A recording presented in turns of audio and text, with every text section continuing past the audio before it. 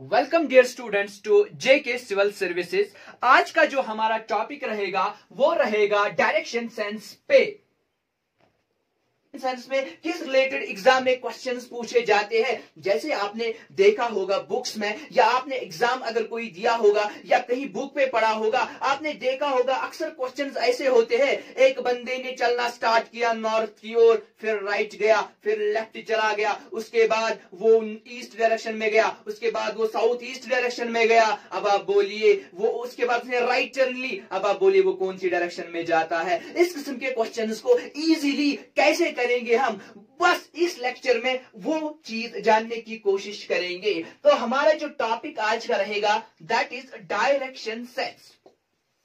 So direction sense का मकसद क्या है रीजनिंग में, हमें क्या कैलकुलेट करना पड़ता है डायरेक्शन सेंस में, हमें क्या निकालना पड़ता है डायरेक्शन सेंस में। या तो आपको डायरेक्शन निकालनी होगी जो बहुत ही इंपॉर्टेंट है डायरेक्शन सेंस के रिलेटेड, कोई भी डायरेक्शन आपको निकालनी होगी। इतना ही नहीं, आपको कभी कभार बताया जाएगा डिस्प्लेसमेंट निकालिए, डिस्प्लेसमेंट, और आपको डिस्प्लेसमेंट कैलकुलेट करनी होगी। कभी कभार बेटा आपको पूछा जाएगा डिस्टेंस कैलकुलेट करिए। इतना ही नहीं, इसमें आपको शैडोज के रिलेटेड भी कभी क्वेश्चन पूछा जाएगा। इतना ही नहीं, डायरेक्शन पोल फॉल्ट के रिलेटेड भी क्वेश्चन पूछा जाएगा।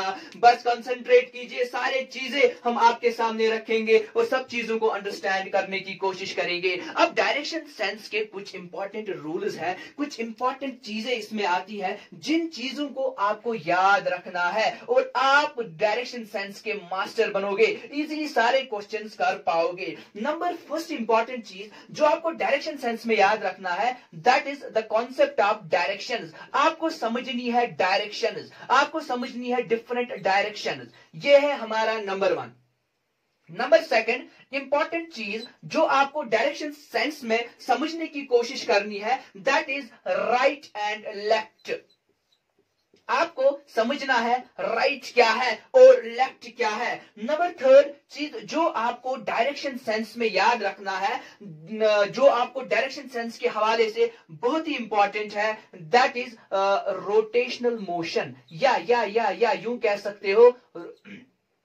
यूं कह सकते हो रोटेशनल मोशन। अब रोटेशनल मोशन क्या है बेटे, या यूं कह सकते हो हमारे पास और भी दो किस्मों की डायरेक्शंस होती है, लेकिन वो डायरेक्शंस रोटेट होती है। वो डायरेक्शंस रोटेट होती है, कैसे रोटेट होती है वो हम देखेंगे। अब मोशन तो होती है, बंदा चलता है, लेकिन रोटेट होता है, कैसे होता है वो भी देखेंगे। नंबर फोर्थ इंपॉर्टेंट चीज जो आपको यहां पर समझना है दैट इज एंगल्स। आपको डिफरेंट एंगल्स को अंडरस्टैंड करना है। नंबर फिफ्थ यहां पर आपको शैडोज को समझना है जो वंस अगेन बहुत ही इंपॉर्टेंट है। और नंबर सिक्स्थ यहां पर जो बहुत ही इंपॉर्टेंट चीज है that is direction pole fault, या जिसको आप कभी कभार कहते हो क्लॉक फॉल्ट। ये 6 चीजें आपको बेटा याद रखनी है और आप सारे क्वेश्चंस इजीली कर पाओगे। So coming to the concept of directions, अब हम देखेंगे डायरेक्शंस में हमें क्या याद रखना है। जो बच्चे चाहते हैं कि इसका स्क्रीनशॉट ले वो इजीली इसका स्क्रीनशॉट ले सकते हैं ताकि क्वेश्चंस में उनको लेटर ऑन कोई प्रॉब्लम ना हो। अब नंबर फर्स्ट इंपॉर्टेंट चीज जो है दैट इज डायरेक्शंस। हम अंडरस्टैंड करेंगे हमारे पास डायरेक्शंस कैसी होती है। देखिए बेटा, हम एक कार्टेशियन प्लेन ड्रा करेंगे और उसी के जरिए हम डायरेक्शंस को समझने की कोशिश करेंगे। हमारे पास जनरली 4 मेन डायरेक्शंस होती है और इसके साथ 4 सब डायरेक्शंस भी होती है। 4 मेन डायरेक्शंस और उनके साथ हमारे पास 4 सब डायरेक्शंस भी होती है। अब 4 मेन डायरेक्शंस क्या है, ये बेटा हुआ आपका ईस्ट, ये बेटा हुआ आपका वेस्ट, और लाइकवाइज ये आपका हुआ नॉर्थ, और ये आपकी हुई साउथ की डायरेक्शन। ये हुई आपकी 4 main direction, east west north south. अगर मैं बोर्ड की ओर देख रहा हूं तो ये हुआ मेरा ईस्ट, ये वेस्ट, ऊपर नॉर्थ, नीचे साउथ की डायरेक्शन। अब अब हमारे पास जो और 4 सब डायरेक्शंस है, वो 4 सब डायरेक्शंस क्या है? वो 4 सब डायरेक्शंस है नॉर्थ और ईस्ट के बीच वाली डायरेक्शन, नॉर्थ ईस्ट बेटे।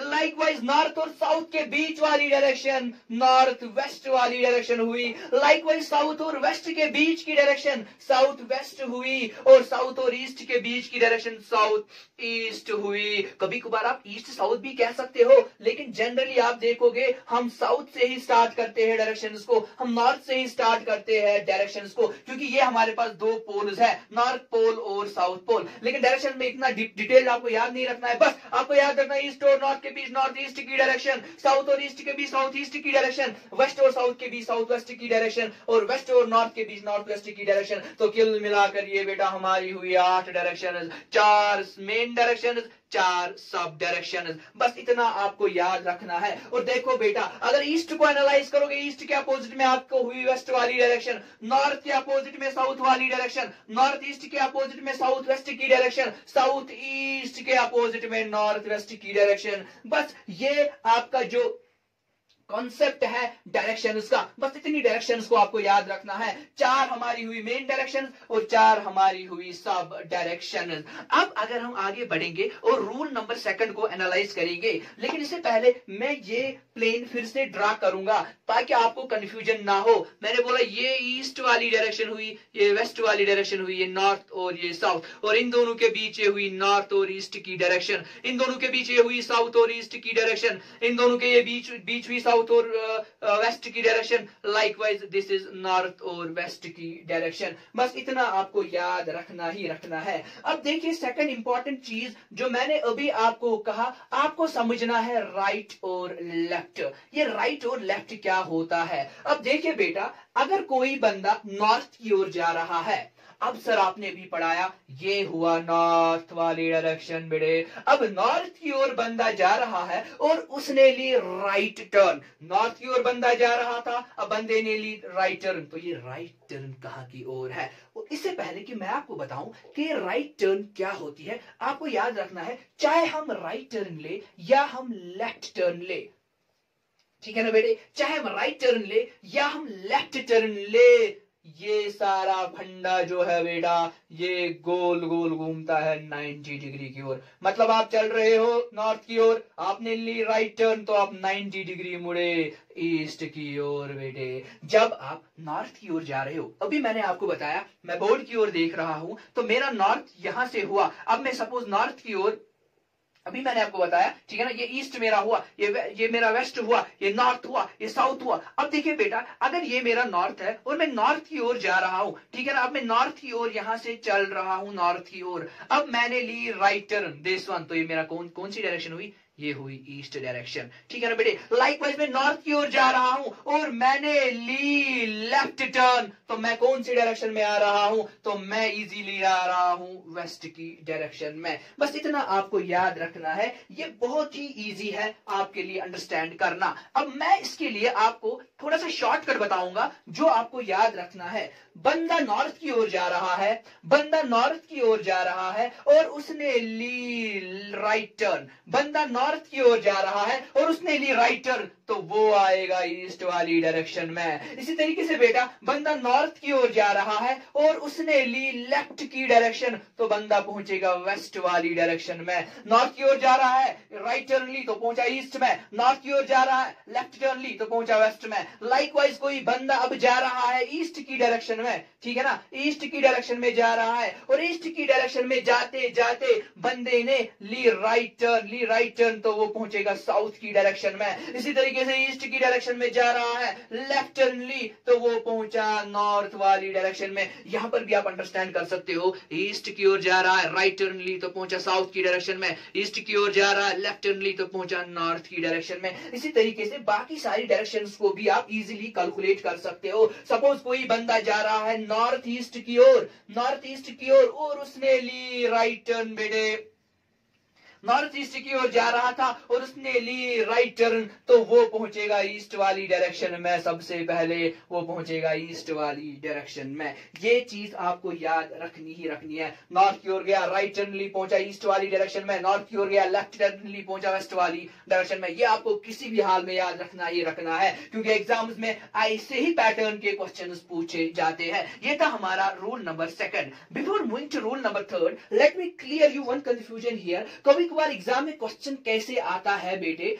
आपका आंसर लेट अस सपोज आपकी जो डायग्राम है वो ऐसे बनी जो मैंने बोर्ड पे बनाई है, लेकिन आपका आंसर क्या आया, आपका आंसर ऐसे निकला, ये लाइन ऐसे निकली और आपको पूछा जाएगा ये कौन सी डायरेक्शन है। बेटा कंफ्यूज होने की जरूरत नहीं है, ये भी हुई आपकी नॉर्थ ईस्ट की डायरेक्शन। यहाँ पर माइन्यूटली ये भी हुई नॉर्थ ईस्ट की डायरेक्शन। कहने का मतलब इतना ही है, फंडा इतना ही है, ईस्ट के ऊपर, ईस्ट अगर ईस्ट ये है, ईस्ट के ऊपर ये सारी डायरेक्शन हुई नॉर्थ ईस्ट की डायरेक्शन। टिल हम नॉर्थ तक पहुंचेंगे। ठीक है ना बेटे। अब रूल नंबर थर्ड पे हम आएंगे, जो बहुत ही इंपॉर्टेंट है, और जानने की कोशिश करेंगे कि रूल नंबर थर्ड क्या है। मैंने अभी आपको बताया हमारे पास 4 मेन डायरेक्शंस है और इसके बाद हमारे पास 4 सब डायरेक्शंस है, लेकिन हमारे पास साथ ही साथ और भी 2 किस्मों की डायरेक्शंस है, या यूं कह सकते हो 2 किस्मों की मोशन यहां पर है। डायरेक्शंस में मैं पढ़ा रहा हूं, मैं फिजिक्स नहीं पढ़ा रहा हूं, ठीक है ना बेटे। तो और भी 2 तरह की मोशंस है। अब सपोज बंदा नॉर्थ की ओर जा रहा है और यहां से ये जाता है क्लॉकवाइज डायरेक्शन में। मैंने बोला 4 मेन डायरेक्शन, 4 सब डायरेक्शन, और भी 2 तरीकों की डायरेक्शन है। एक को बोलते हैं क्लॉकवाइज डायरेक्शन बेटे, दूसरे को बोलते हैं एंटी क्लॉकवाइज डायरेक्शन। ये 2 डायरेक्शन आपको याद रखनी ही रखनी है। अब क्लॉकवाइज डायरेक्शन क्या होती है, आपके घर में तो क्लॉक होता है और आपने क्लॉक को देखा होगा, क्लॉक कैसे रोटेट करता है, क्लॉक के हैंड्स कैसे रोटेट करते हैं, ऐसे चलते हैं, ठीक है ना, ऐसे चलते हैं, उसको बोलते हैं क्लॉकवाइज डायरेक्शन, यानी क्लॉक की डायरेक्शन। दूसरा होता है एंटी क्लॉकवाइज डायरेक्शन, यानी opposite to clock, that means clock जो पाथ फॉलो करता है उसके अपोजिट में। सो तीसरा इंपॉर्टेंट चीज जो अब जो आपने याद रखा, that is anti clockwise direction and clockwise direction. अब लेट अस सपोज मैं कह रहा हूं बंदा नॉर्थ की ओर जा रहा है या बंदा साउथ की ओर जा रहा है, ठीक है ना, और यहां से जब ये साउथ की ओर जा रहा है, इसने क्लॉकवाइज डायरेक्शन ली, इसने क्लॉकवाइज डायरेक्शन में ये अब चला गया, तो ये कौन सी डायरेक्शन में सबसे पहले पहुंचेगा, जब बंदा साउथ की ओर होगा और यहां से ये क्लॉकवाइज चलेगा, तो ऐसे चलेगा ना बेटे, तो ये इसका जो पाथ है वो फॉलो होगा। मतलब सबसे पहले ये पहुंचेगा इस वाली डायरेक्शन में और इस वाली डायरेक्शन को हम बोलते हैं साउथ वेस्ट। इसके बाद ये पहुंचेगा इस वाली डायरेक्शन में जिसको हम बोलते हैं वेस्ट की डायरेक्शन। ये था हमारा तीसरा इंपॉर्टेंट पॉइंट। अब आगे बढ़ेंगे और एंगल्स को जानने की कोशिश करेंगे। यही हमारा सबसे इंपॉर्टेंट चीज है, दैट इज एंगल्स। हम जानने की कोशिश करेंगे अब एंगल्स को कैसे जानने की कोशिश करेंगे। इसके लिए हमें फिर से ड्रा करना पड़ेगा हमारा ये सारा सिस्टम। अब देखिए बेटा, इजीली आप इन चीजों को समझ सकते हो। ये हमारा हुआ ईस्ट, ये हमारा हुआ वेस्ट, ये हमारा हुआ नॉर्थ, ये हमारा हुआ बेटे साउथ। अब इन 2 के बीच जो डायरेक्शन है that is north east, and likewise this is south east, and likewise this is north south, ठीक है ना, oh sorry this is west direction, ठीक है ना। So this is east, this is west, this is north, and this is south, and this will be southwest, and likewise this will be northwest. अब देखिए बेटा, क्या यहां पर आपको अंडरस्टैंड करने की कोशिश करनी है। लेट अस सपोज हम एंगल्स को यहां से कैलकुलेट करेंगे, ठीक है ना बेटे। जो आपकी ईस्ट की डायरेक्शन है और जो नॉर्थ ईस्ट की डायरेक्शन है, this is the perfect north east direction. मैंने भी बोला ये भी नॉर्थ ईस्ट है, ये भी नॉर्थ ईस्ट है, ये भी नॉर्थ ईस्ट है, ये भी नॉर्थ ईस्ट है, लाइकवाइज ये भी साउथ ईस्ट है, ये भी साउथ ईस्ट है, ये भी साउथ ईस्ट है। लेकिन क्या आपको याद रखना है यहां पर, आपको क्या याद रखना है यहां पर, कि ये परफेक्ट नॉर्थ ईस्ट की डायरेक्शन है। ईस्ट और नॉर्थ ईस्ट की डायरेक्शन जो है इनके बीच जो एंगल बनेगा बेटे वो है 45 डिग्री का एंगल। लाइकवाइज ईस्ट और नॉर्थ के बीच का जो एंगल होगा, चले फॉरगेट अबाउट ईस्ट और नॉर्थ के बीच के एंगल को, नॉर्थ ईस्ट और नॉर्थ के बीच का एंगल जो होगा वो भी होगा 45, मतलब यहां से यहां तक 45, यहां से यहां तक 45, नॉर्थ वेस्ट से वेस्ट तक 45, वेस्ट से साउथ वेस्ट तक 45, साउथ वेस्ट से साउथ तक 45। ऐसे ही आपको एंगल्स को कैलकुलेट करना है। अब आपको याद क्या रखना है, ईस्ट से नॉर्थ ईस्ट तक हुआ सर 45, क्योंकि हम एंगल्स को यहीं से कैलकुलेट करेंगे। ईस्ट से नॉर्थ तक जो एंगल बनेगा बेटे दैट विल बी 90 डिग्री। क्यों क्यों सर 45 डिग्री ऑलरेडी था, प्लस करेंगे और 45 डिग्री तो बनेगा 90 डिग्री। अब जब आगे बढ़ेंगे नॉर्थ वेस्ट तक पहुंचेंगे तो एंगल क्या बनेगा, सर आपने बोला यहां से यहां तक हुआ 90 डिग्री, प्लस करेंगे 45 तो ये आएगा 135 डिग्री एंगल। और इसी तरीके से जब ईस्ट से हम पूरा रोटेट करेंगे टुवर्ड्स वेस्ट, देखिए बेटा मैंने एंगल्स को यहां से स्टार्ट किया और चला आई से, मतलब मैं एंगल्स को एंटी क्लॉकवाइज मेजर कर रहा हूं इस वक्त। ये बात भी आपको याद रखनी है, मैंने ईस्ट से स्टार्ट करी अपनी जर्नी और चला पहले नॉर्थ ईस्ट की ओर, फिर नॉर्थ की ओर, फिर नॉर्थ वेस्ट की ओर, ऐसे चला, मतलब मैंने अपनी डायरेक्शन जो है वो रखी एंटी क्लॉकवाइज। जो मैंने रोटेशन बेटा की वो की एंटी क्लॉकवाइज डायरेक्शन में। अब जब मैं ईस्ट से चलूंगा वेस्ट की ओर, ऑलरेडी 135 डिग्री में यहां तक चला हूं,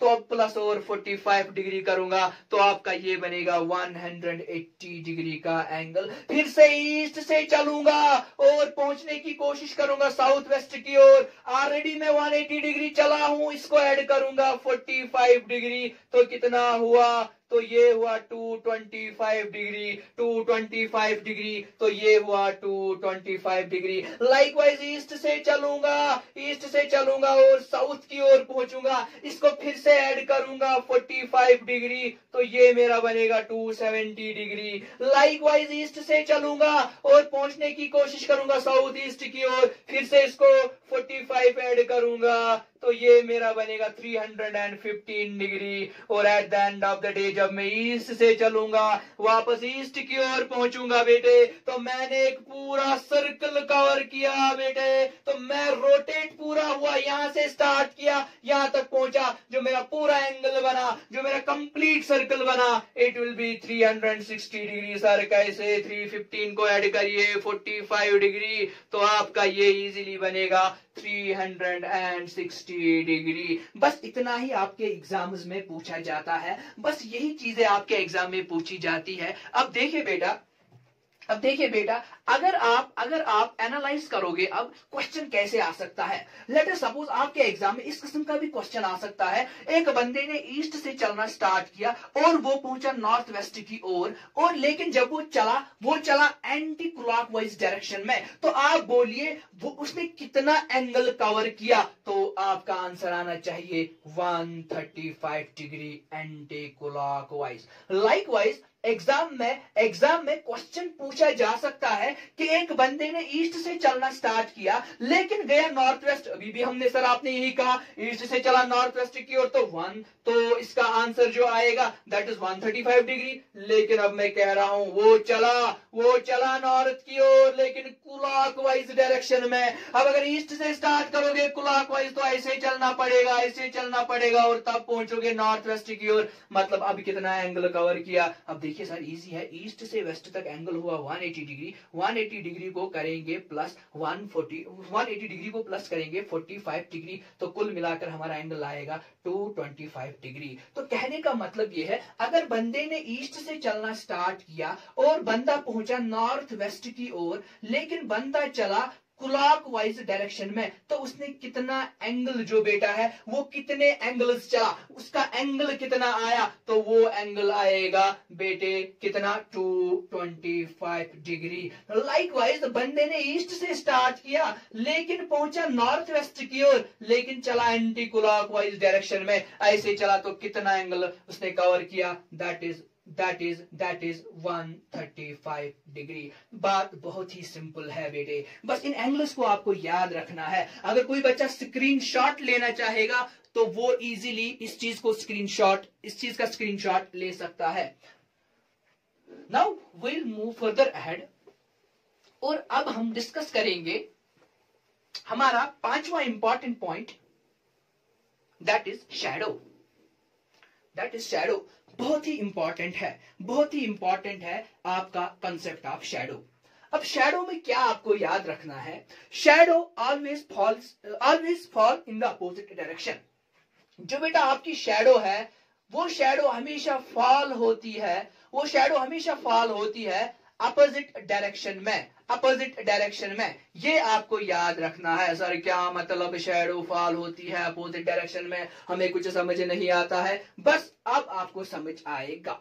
बचपन से लेकर आज तक हम पढ़ते आ रहे हैं the sun rises in the east and sets in the west. बस इतना ही लॉजिक है। सर क्या मतलब, देखिए बेटा जब सन राइज होता है तो कौन सी डायरेक्शन में राइज होता है, ईस्ट। अब ये मेरा ईस्ट है तो मैंने यहां पे सन को रखा।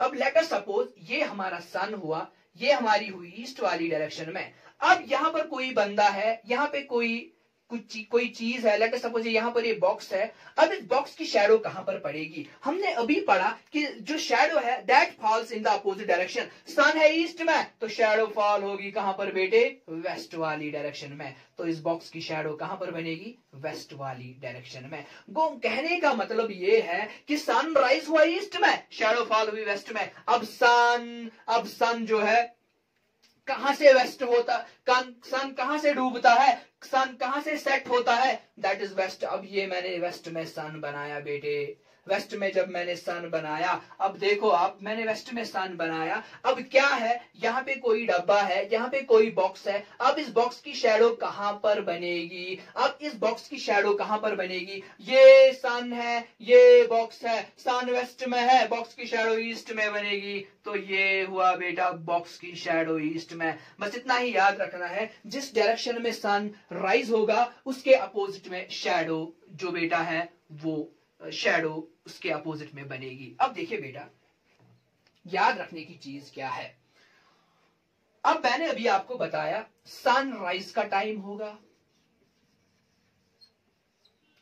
सनराइज का टाइम होगा या एएम का टाइम होगा। सेम है, आपके एग्जाम में अगर क्वेश्चन होगा एएम, आपके एग्जाम में अगर क्वेश्चन होगा सनराइज, आपके एग्जाम में अगर क्वेश्चन आएगा बिफोर नून, वो भी यही हुआ। ठीक है ना बेटे, आपके एग्जाम में अगर क्वेश्चन आया मॉर्निंग तो ये सारा एक ही है। चाहे मॉर्निंग की बात हो, चाहे बिफोर नून की बात हो, चाहे एएम की बात हो, चाहे सनराइज की बात हो, मतलब ये है ईस्ट का फंडा है बेटे। मतलब ईस्ट है, ईस्ट है, ईस्ट है, क्योंकि sunrise is in the east, am east, before Noon east, morning east. ये हुआ आपका एक इंपॉर्टेंट चीज। अब देखिए बेटा दूसरी इंपॉर्टेंट चीज, अब अगर सनसेट का टाइम होगा या पीएम का टाइम होगा या आफ्टरनून का टाइम होगा, लाइकवाइज इवनिंग का टाइम होगा, इवनिंग का टाइम होगा, तो कहने का मतलब ये है वेस्ट वाली डायरेक्शन में, यानी sun sets in the west. बस ये दो चीजें यहां पर आपको याद रखनी है। एग्जाम में कभी आएगा बिफोर नून तो बच्चे कंफ्यूज होते हैं, अब बिफोर नून पे सन कहां होगा, तो ईस्ट में होगा। एएम के बीच, एएम के वक्त सन कहां पर होगा, तो ईस्ट में होगा।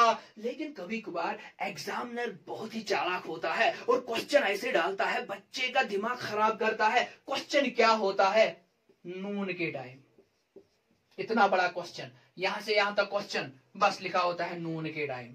अब नून के time there is no shadow, ये आपको याद रखना है बेटे। नून के टाइम कोई भी शैडो नहीं होती है। अब क्यों नहीं होती है तो ज्योग्राफी डिस्कस नहीं करेंगे, वो आप ज्योग्राफी में इजीली पढ़ सकते हो कि नून के टाइम क्यों नहीं शैडो होगी। बस रीजनिंग में आपको याद रखना है, नून जब आएगा तो कोई शैडो बनेगी ही नहीं, there will be no shadow and no shadow. और ये था हमारा शैडो का कॉन्सेप्ट। अब हम जाएंगे डायरेक्शन पोल फॉल्ट की ओर, लेकिन डायरेक्शन पोल फॉल्ट को समझने से पहले थोड़ा सा हम यहां पर क्वेश्चंस आपके लिए थोड़े से क्वेश्चंस को अंडरस्टैंड करेंगे। लेट अस सपोज आपके एग्जाम में क्वेश्चन आता है, सपोज क्वेश्चन आता है इफ अमित, ठीक है ना बेटे, सपोज क्वेश्चन आता है if Amit moves towards east and covers a distance of 5 meters, ठीक है ना। अगर अमित चला ईस्ट की ओर और इसने कवर करी डिस्टेंस कितनी बेटे 5 मीटर, और इसके बाद क्वेश्चन पूछा जाएगा, उसके बाद अमित ने ली राइट टर्न, ठीक है ना, अमित ने ली राइट टर्न और अमित चला और अमित ने ली राइट टर्न और उसने कवर की distance let us suppose 4 meter, let us suppose 4 meter. अब आपको क्या निकालना है, आपको अमित की पोजीशन निकालनी है, और पोजीशन ही नहीं बल्कि अमित की डिस्टेंस भी निकालनी है फ्रॉम द इनिशियल पोजीशन, ठीक है ना। आपको इनिशियल पोजीशन से अमित की डिस्टेंस भी कैलकुलेट करनी है, अमित कितना चला वो भी कैलकुलेट करना है, यानी अमित की पोजीशन आपको फाइंड करनी है। इन शॉर्ट आपको अमित की पोजीशन फाइंड करनी है। सर कैसे करेंगे इस क्वेश्चन को, आपने तो कहा ये बहुत ही इजी है, ठीक। अमित किधर की ओर चला, ईस्ट की ओर, तो चलिए बेटा ईस्ट की ओर। अब अमित ईस्ट की ओर चला, लेकिन कितना चला अमित ईस्ट की ओर, 5 मीटर, तो चला 5 मीटर ईस्ट की ओर, यह है ईस्ट वाली डायरेक्शन।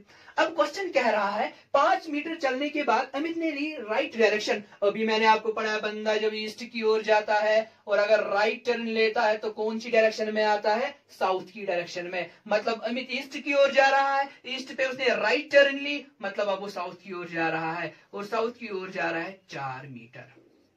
अब आपको अमित की पोजीशन निकालनी है।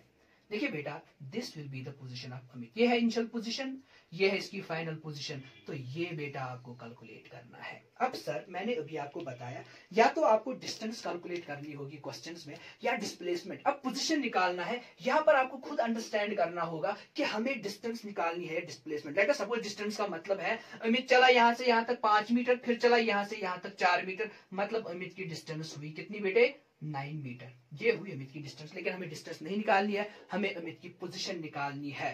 फ्रॉम द इनिशियल पोजीशन हमें अमित की पोजीशन निकालनी है, सो इसका मतलब हमें ये कैलकुलेट करना है। अब सर ये कैसे कैलकुलेट करेंगे, ये कैलकुलेट करने से पहले हम देखेंगे अमित किस डायरेक्शन में है।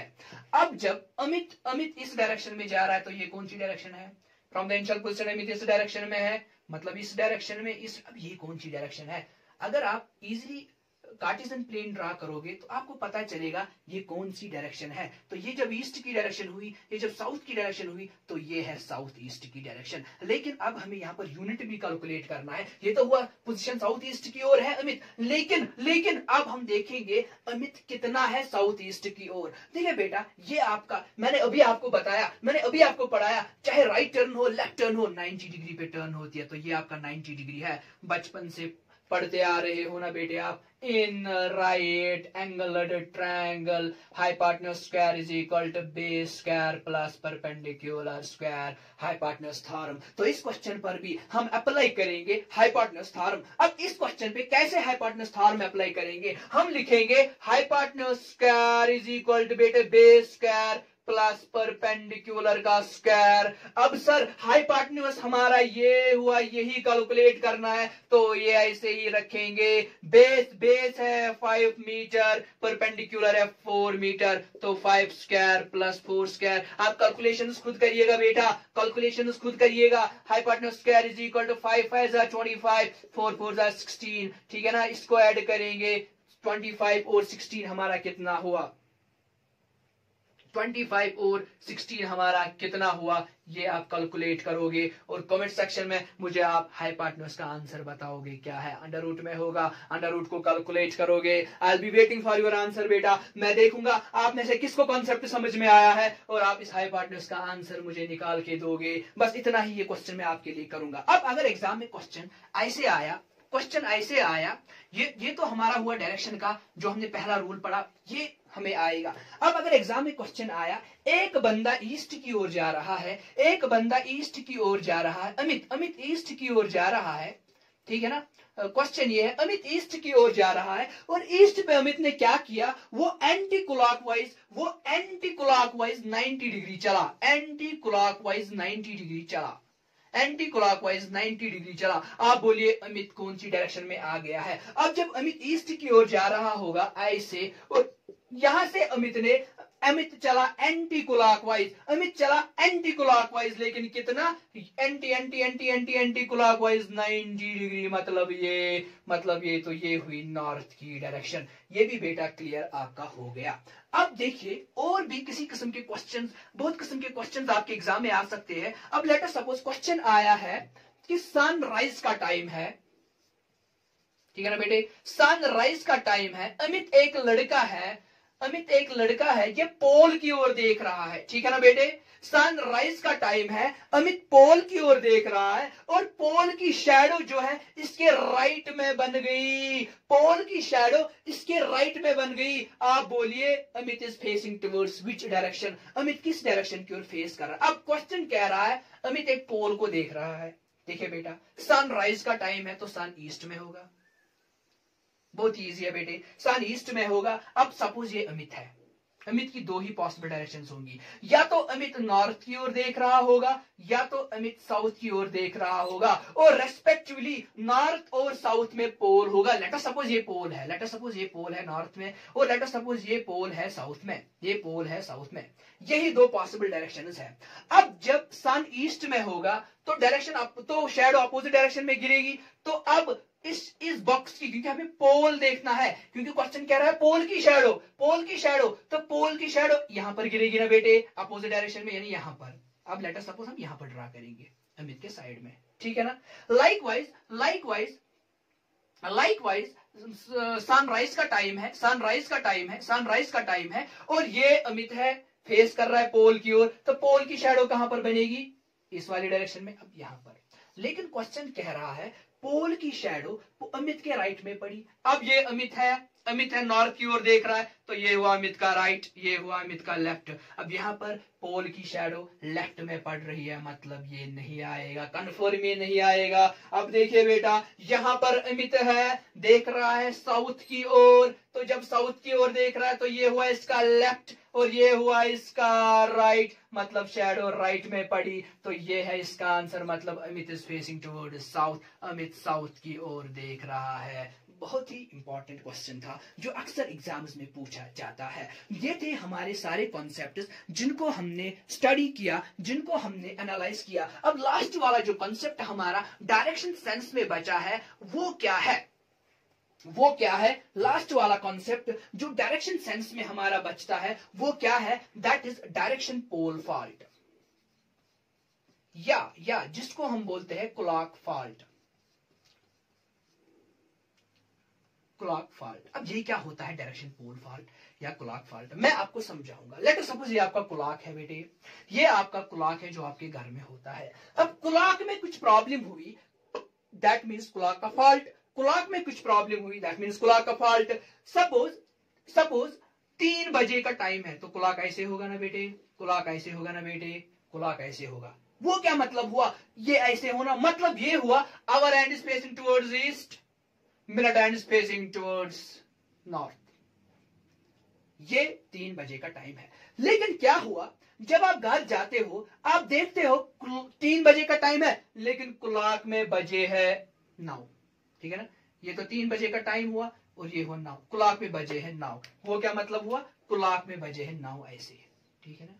ये 9 बजने चाहिए 3 लेकिन क्लॉक में है 9। तो आपको देखना है फॉल्ट कितना है क्लॉक में। अब देखो बेटा, क्लॉक में फॉल्ट कितना है, बहुत ही इजी है, बहुत ही इजी है। अगर आप इस क्वेश्चन को दो तीन तरीकों से कर सकते हो, लेकिन इजी तरीका आपका जो मैं बताऊंगा वो ये है, मतलब जो ये आवर हैंड है इसमें कितना फॉल्ट है, ये कितना आगे चला है या कितना पीछे रह गया है। दो चीजें, या तो आवर हैंड पीछे रह गया होगा, ठीक है ना, या तो आगे चला होगा, इसी किस्म का फॉल्ट है। अब हम देखेंगे क्लॉकवाइज डायरेक्शन में ही कितना आगे चला है। देखिए 3 के बाद 4 बजेंगे, 5, ठीक है ना, फिर 6, 7, 8 और 9। अब कितने घंटे आगे चला है, ठीक है ना, 3, 4, 5, 6, 7, 8 और 9, ठीक है ना, ठीक है ना, 1, 2, 3, 4, 5 और 6।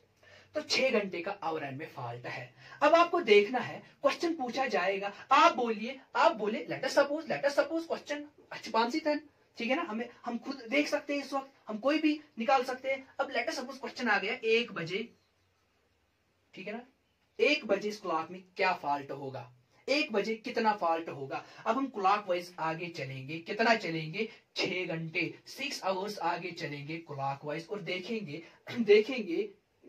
क्या आएगा। अब ये 1 है तो चलेंगे 2, 3, 1, 2, 3, 4, 5 और 6, तो बजे होंगे बेटा कितने? 7 बजे होंगे। तो 1 बजे कितने बजे होंगे? 7 बजे होंगे। तो यही होगा फॉल्ट। यह है एक तरीका। अगर आपको इस तरीके में कंफ्यूजन हुआ तो हम एंगल से कैलकुलेट कर सकते हैं इजीली। अब देखो बेटा, क्वेश्चन कह रहा है 3 बजे का टाइम है, 3 बजे का टाइम है, ये 3 बजे का टाइम है, ये 3 बजे का टाइम है, ये 3 बजे का टाइम है, लेकिन बज गए हैं 9। मतलब क्लॉकवाइज कितना फॉल्ट है बेटे? अभी हमने आपको पढ़ाया ये कितना फॉल्ट हुआ क्लॉकवाइज, ये कितना एंगल हुआ, इट्स 180 डिग्री। बस इतना याद रखना है सर, क्लॉक में फॉल्ट है 180 डिग्री क्लॉकवाइज का फॉल्ट है, 180 डिग्री क्लॉकवाइज का फॉल्ट है। अगर यहां से कैलकुलेट करोगे वो भी आपका आएगा 180 डिग्री एंटी क्लॉकवाइज का फॉल्ट है। चाहे आप यहां से कैलकुलेट करो, यहां से कैलकुलेट करो, फॉल्ट है 180 डिग्री का, लेकिन क्लॉकवाइज एंटी क्लॉकवाइज। बस चाहे आपको 1 बजे का टाइम निकालना होगा, बस आप देखिए 180 डिग्री कहां पर आएगा। अगर आपको 2 बजे देखना होगा, आप देखिए 180 डिग्री कहां पर आएगा। अगर आपको 1:30 बजे देखना होगा तो आप देखिए 180 डिग्री कहां पर आएगा आपका, और आप सारे एंगल्स को कैलकुलेट कर सकते हो। ये था हमारा डायरेक्शन पोल फॉल्ट। बस क्वेश्चंस जो है बेटा यहीं से आते हैं और इसी तरीके से क्वेश्चंस पूछे जाते हैं। क्वेश्चंस को आप प्रैक्टिस करोगे कंटिन्यूअसली, आप के लिए एक सजेशन है कि डायरेक्शन सेंस के एटलीस्ट आप 20 एमसीक्यूज प्रैक्टिस करना बेटे, 20 एमसीक्यूज आप प्रैक्टिस करना। आई बेट आपको डायरेक्शन सेंस जितना भी मैंने पढ़ाया बस यही एग्जाम में पूछा जाएगा। इससे बाहर डायरेक्शन सेंस का कोई क्वेश्चन आ ही नहीं सकता है, क्योंकि डायरेक्शन सेंस यही है, यही 6 पॉइंट्स आपको याद रखने हैं, 20 एमसीक्यूज प्रैक्टिस करने हैं, बस यही है डायरेक्शन सेंस का लॉजिक। और इससे रिलेटेड अगर आपको कोई कंफ्यूजन होगा, कोई क्वेश्चन होगा, तो आप कमेंट सेक्शन में मेंशन कर सकते हो। कमेंट सेक्शन में आप लिख सकते हो यहां पर कंफ्यूजन है, इस क्वेश्चन में कंफ्यूजन है, ये एमसीक्यू नहीं आता है, तो हाँ will reach to you through the comment section and we'll try to provide you the best of the best. So this was all about the direction sense. Hope you liked the video. Thank you so much.